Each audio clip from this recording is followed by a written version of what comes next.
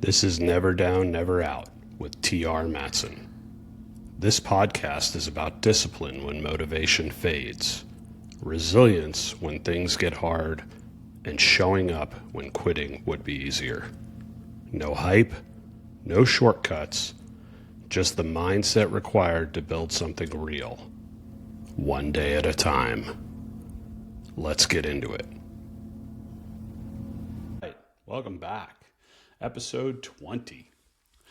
That's exciting. That means tomorrow is going to be 3 weeks into this journey that we're working together, and I like it. I think so far so good. Some little tweaks I'm trying with the sound and stuff like that. So if you notice anything super negative, please let me know.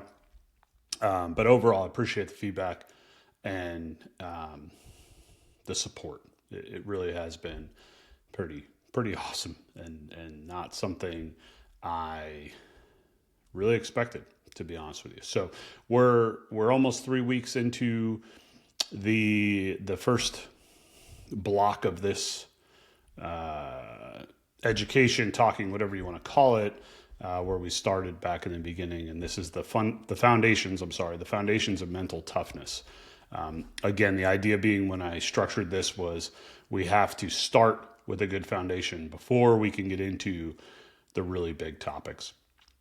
And I think we've covered a lot thus far. So today's an interesting one. When I saw the topic I had chosen, it reminded me of a story that I think will resonate, or at the very least, it will potentially make you laugh. So, but today's topic is the difference between busy and productive. And I think we all deal with this. I've used the analogies in the past of, if I give you one match to break, you could take all day to do it. If I give you 1,000, you're going to figure out a better way. And I've found this throughout my life. When I'm busier, when I have more on my plate, I tend to get more done, which is weird. It's kind of the opposite of what you would expect, right? You would expect that when we're not very busy, it's easy to knock things off and get them off the list and get them done. But in reality, when we're busier, when we have more on our to-do list, or less time, if you will, due to other constraints, we tend to get more done because we just have to get it done. Like, we can't waste time thinking about the thing or thinking about all this stuff or making everything perfect. We just have to go. Just like we talked about a few episodes ago, sometimes you just got to stop thinking and go, right? So let's talk about busy versus productive. Very big difference. So back in 2005, I checked into my first Navy squadron, the Wallbangers VAW 117 out on the West Coast.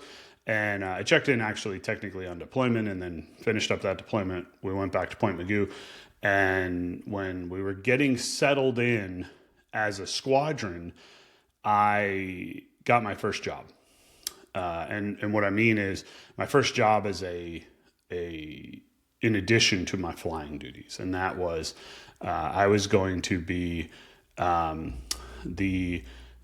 guy in charge of all of the spaces in the squadron. So they called it a first lieutenant for whatever reason. That's a Air Force, or it's not a Navy term, but it was first lieutenant. So I'm in charge of 3 or 4 enlisted individuals, and we take care of all the spaces. So if painting needed to be done, or if little tasks needed to be done, it fell on my division, if you want to call it that. A very small introductory job into leadership. And I had, it kind of changed throughout my time doing this job, but at one point I was in charge of 4 people. One was a first-class petty officer, and then the rest were below him. I didn't have a chief petty officer. It was just me in the first class. And I remember sitting in our office, which you could honestly call a closet. And I remember asking him, what, do you have any advice? This is new to me. I'm a fresh Lieutenant JG, had been in the Navy a few years through flight school, but I want to do a good job. It's, I'm trying to move through my career. And he said, "Here's what I see, sir." I'll never forget this. He goes, "There's 2 ways to be successful that you need to do in this squadron. And if you do them both, you will be successful here." And I said, "Great." And I actually broke out a notepad while this petty officer explained to me. He goes, "Number 1, He goes, get a second set of keys and a second cover, the hat, the Garrison cover that we wore in flight suits. And I'm like, second set of keys to what? He goes, to your truck. And I go, okay. And he goes, just bring it in tomorrow, put the cover on your desk and the keys on the cover, and just leave it there all the time. He goes, that way, if anybody's walking by, they'll see that you're here. They might not know where you are, but they'll be like, oh, he's still here. He's busy. He's working. He goes, secondly, whenever you walk out of the office, he goes, here, and he hands me this blue folder. And anybody that's been in the military, especially the Navy, knows the blue folders. Blue folders were how we routed every piece of paperwork known to man. And he said, always carry one of these around, because the idea being is that you're going somewhere with a purpose. And he goes, if you do those two things, you'll be successful. And I thought to myself, I go, that's really interesting. I mean, because he's not a dumb individual. He's very smart. And we went on to do some really good work in that division. We revamped the whole squadron spaces, the ready room, completely repainted it, got all sorts of ready room chairs like you see behind me if you're watching the video. Really kind of made the squadron space what I envisioned a Navy squadron would be. There was a lot of pride. We really upgraded it, and it was largely due to his work in that. So we went on to do a lot of work. We had the whole, and I haven't been back to the squadron in decades, but the walkway up to the main level. We researched the history of airborne early warning aircraft, and we had a picture of each. It really, I think it brought the squadron a lot of pride, and I was proud of that. And I went on to be what I would say fairly successful in that squadron. But I don't think I was successful in that squadron because I carried around a blue folder or put my cover and a spare set of truck keys on my desk.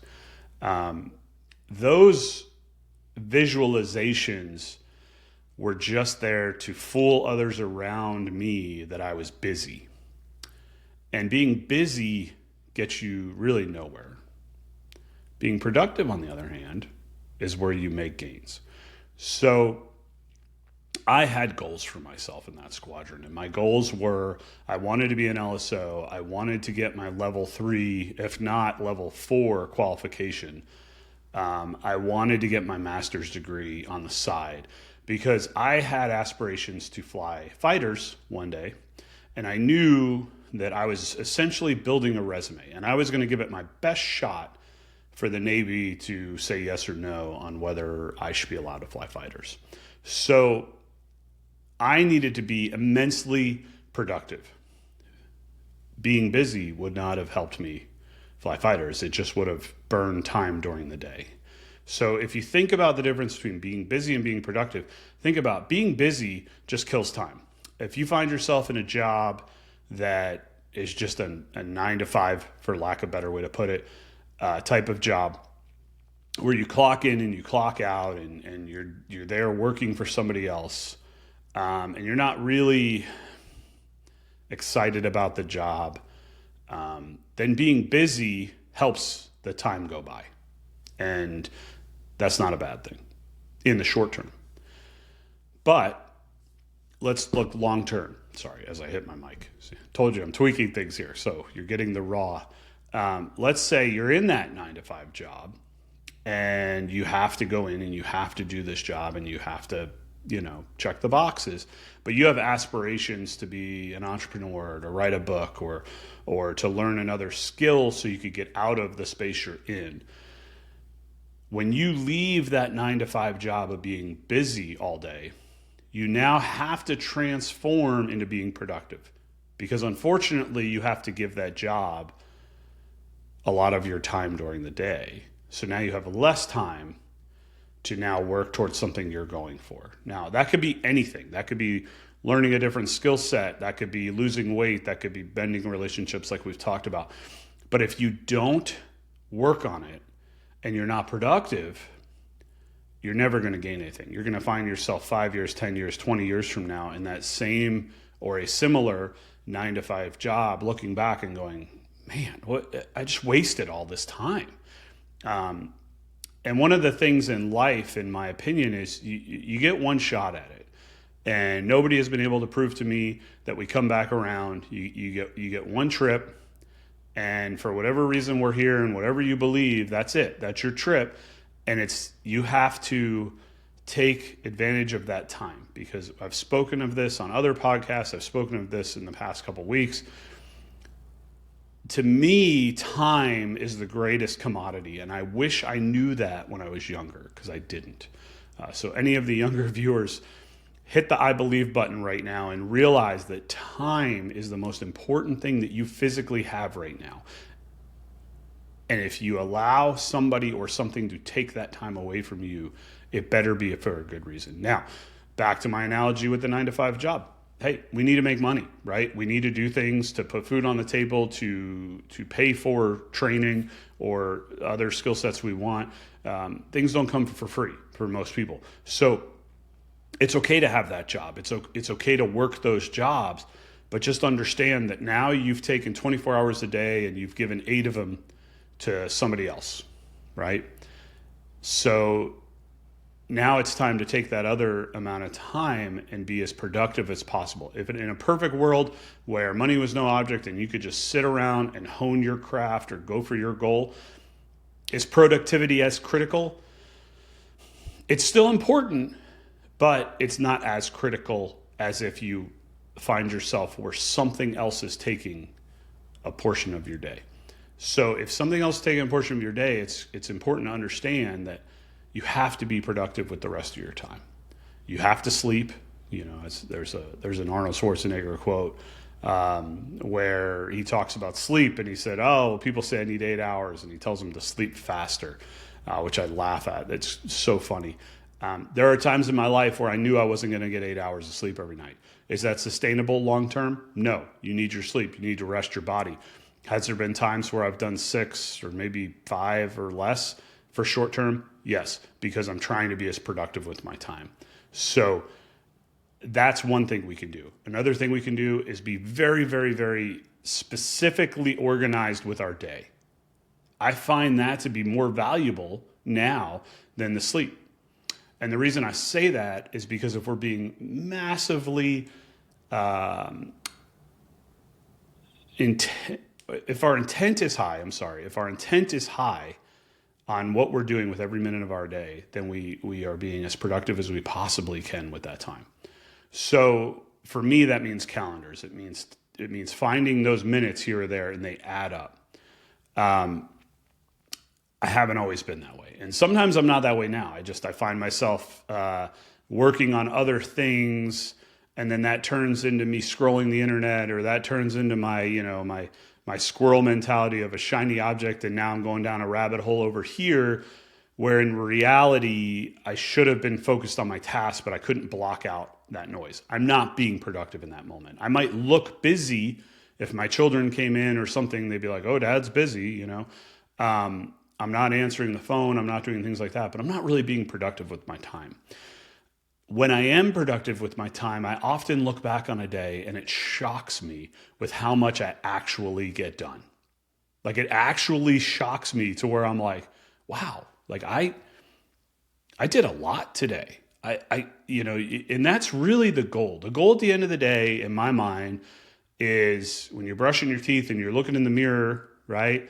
And you don't have a choice but to stare at your face. You can't hide anything.